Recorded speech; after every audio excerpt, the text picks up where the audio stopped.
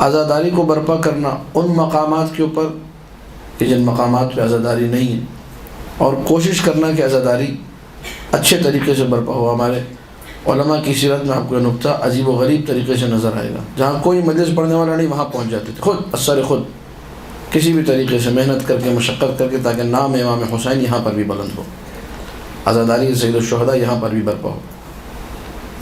سخت ترین ادوار میں یہ قم کا واقعہ ہے، اور شہاب الدین مرعشی نجفی ہی نے نقل کیا ہے، جب رضا شاہ ملعون نے، پہلوی جس نے عزاداری پر پابندی لگائی تھی، عمامے پر پابندی لگائی تھی، کوئی طالب علم عمامہ نہیں پہن سکتا سوائے اس کے کہ جو مجتہد ہو، صرف مجتہدین عمامہ پہن سکتے ہیں، باقی طالب علموں کا عمامہ پہننا ممنوع، تاکہ عمامے کم نظر آئیں لوگوں کو۔ حجاب پر پابندی، کوئی عورت چادر نہیں اوڑھے گی، سب سر برہنہ باہر آئیں گی۔ یہ رضا شاہ نے استعماری طاقتوں کے حکم پر یہ سارے کے سارے فرامین جو ہیں نافذ کیے تھے ایران کے اندر۔ جب عزاداری پر پابندی لگی تو اب یہ اس زمانے میں پابندی لگی، پابندی پہلے سے لگی، کافی عرصے چلی یہ پابندی، اس کا دورانیہ تھوڑا نہیں رہا ہے۔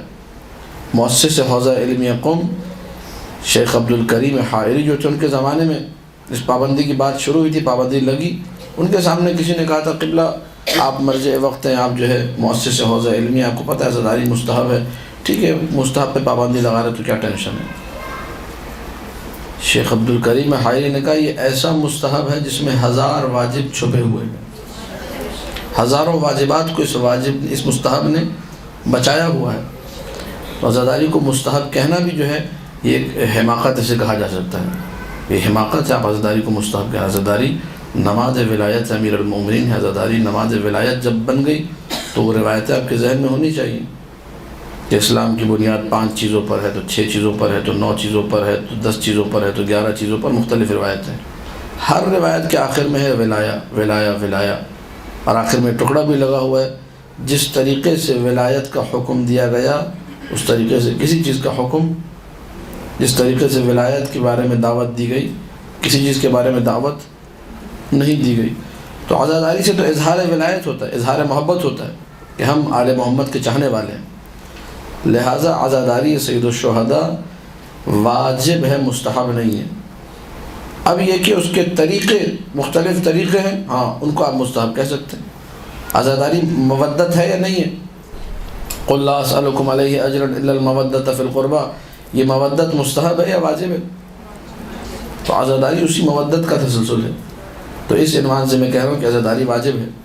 اب یہ کہ اس کے طریقے مختلف ہیں، کوئی جو ہے وہ ہاتھ کا ماتم کر رہا ہے، تو کوئی سر پہ ماتم کر رہا ہے، کوئی چہرے پہ ماتم کر رہا ہے، کوئی رو رہا ہے، کوئی کالے کپڑے پہن کے، کوئی کالے کپڑے دیواروں پہ لگا کے، مختلف ذریعے ان پہ آپ کہہ سکتے ہیں۔ اگر کسی نے نہیں کیا تو وہ ایک طریقہ، خاص طریقہ وہ والا مستحب تھا، لیکن اصل عزاداری، اصل دل میں غم ہونا، نفس المحموم جو ہے، جو عزادار کی جو سانس جس کو عبادت کا درجہ دیا گیا ہے، وہ محموم ہونا، وہ واجب ہے، وہ غم واجب ہے۔ جب عزاداری واجب ہو گئی، ہمارے علماء نے اس کے بارے میں اہتمام عجیب دکھایا۔ اب وہ واقعہ سنی جو تمہیداً یہ بات میں نے کی تھی، شہاب الدین مرعشی نجفی، پابندی لگی ہوئی ہے، کہتے ہیں میں آیت اللہ خمینی اور 3-4 بڑے مجتہد مدرسہ فیضیہ سے نکلے۔ مدرسہ فیضیہ حرم کے بالکل ساتھ جڑا ہوا ہے، حرم بی بی معصومہ قم سلام اللہ علیہ کے ساتھ۔ اللہم صلی علی محمد و آل محمد۔